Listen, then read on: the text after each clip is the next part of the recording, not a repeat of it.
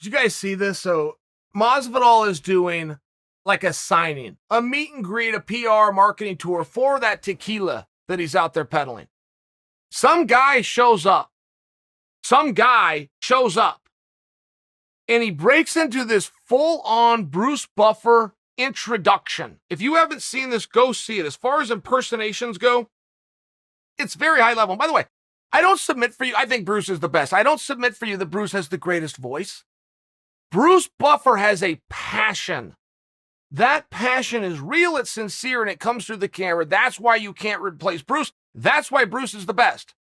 His voice is fine. His attire is fine. All these different things. He has a passion that separates himself from the pack. I swear to goodness, this guy had the passion. This guy, he really did a great Bruce Buffer. Masvidal turns, whole thing's filmed. Masvidal turns and says to one of his people, he says, hey, I need that guy. So this guy may have inadvertently found himself a job. I love stories like that.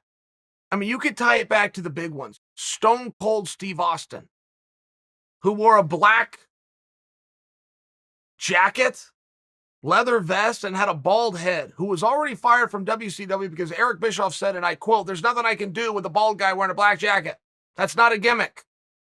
Stone Cold Steve Austin got a little bit of run in the WWE. He won the King of the Ring tournament. He grabs a microphone and he does what's called going into business for yourself. When you go into business for yourself, you are generally going to be fired from Vince McMahon, who's sitting at what's called gorilla position the second you come through the curtain. You are to follow the script. This is a show. It has writers. You are a performer. If you go off script, it's called going into business for yourself. If you get it right, you can go on to be a star like Stone Cold. I don't suggest that you do this unless you well know what you're doing, but Stone Cold came out and said, and he was talking about Jake Roberts, this guy can talk about his John 3:16, Austin 3:16, says, I just whipped your ass. Now that might blow off your guys' shoulders like it's nothing. Ass at that time in wrestling, which was specifically catering to sixth graders and younger. That was the most profane thing that had ever been said, ever, easily.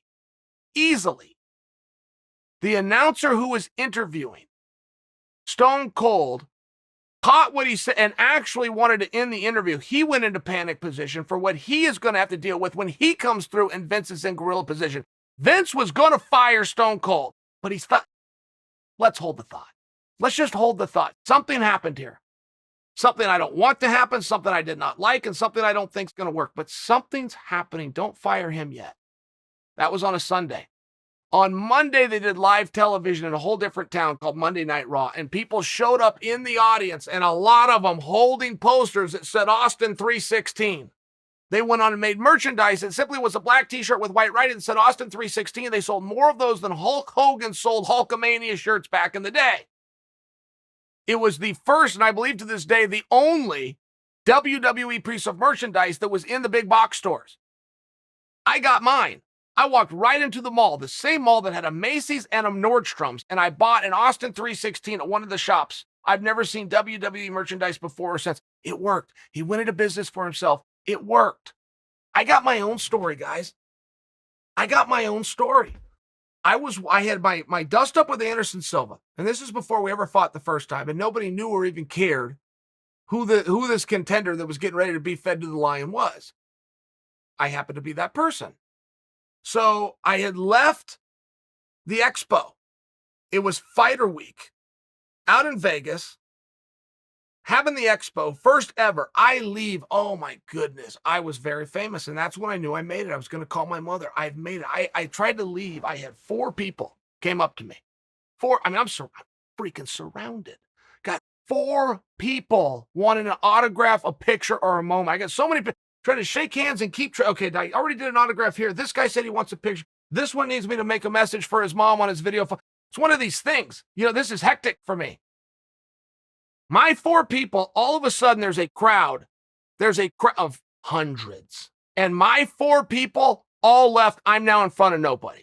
And I'm thinking, who is walking? Who is that? Is that Brad Pitt? I remember that literally went through my head. Brad Pitt. It's Anderson Silva.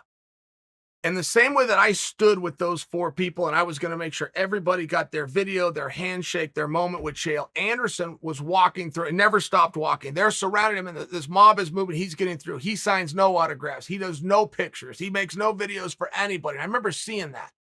And I stopped and I told him, and he and I didn't know each other. We're getting ready to fight. This was not a mega fight. This was not a big deal at all. Again, this was a lamb going into slaughter. This is how this thing was viewed. And I said, Anderson, stop. Sign every one of those. Because when I'm done with you, nobody's going to want your picture again. And I didn't say this because I was upset with Anderson. I said it because I was seeing the world through my lenses, which is that time was angry and I had just been humiliated. I had 4 people who I thought cared. They left the second they saw Anderson. I take it out on Anderson. Whatever. So what? I go to walk away. Where the expo is and where the hotel is, it is like a half a mile indoor walk. You got to go down this. It's the longest hallway I've ever been in. Inside doors. True story. So I'm walking and Anderson's behind me. And I said something else to him and I keep walking. At some point, he stops me. And he comes up to me and there's people everywhere. And the iPhone's already out. You know, this is our media moment. This is it. And I'm not breaking. So he comes up and he puts his arm around me. And as soon as he does it, that's not good. You stand there and now I'm being condescended to like I'm Anderson's little brother. Or I can turn and push him away and we can have a media moment with all of these cameras that are caught. These are my options. I have no other. I turn to push him away.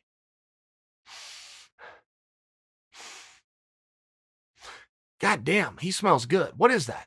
So he had put his arm around me over here. This was like his armpit, like his deodorant or something. It smells fantastic. It was like this tropical, it was something, it smelled fruity. It was like no deodorant. I use Old Spice, but I didn't know there was a whole bunch of deodorant. Something smells great and it throws me off. I get out of the moment. I'm going to go up to my room. But before I get there, I'm thirsty. I'm going to get something called a Roy Rogers. Do you know what that is? It's a Coca-Cola. They put a shot of grenadine. It turns it into a cherry Coke. It's what a 5-year-old would get. Okay, this is what I'm going to get. So the Mandalay Bay has an open area bar. There's no seating. You just walk in. So I go up and I get a drink. And I start a conversation as I'm waiting for my drink with a guy. The guy, I could tell, knew MMA.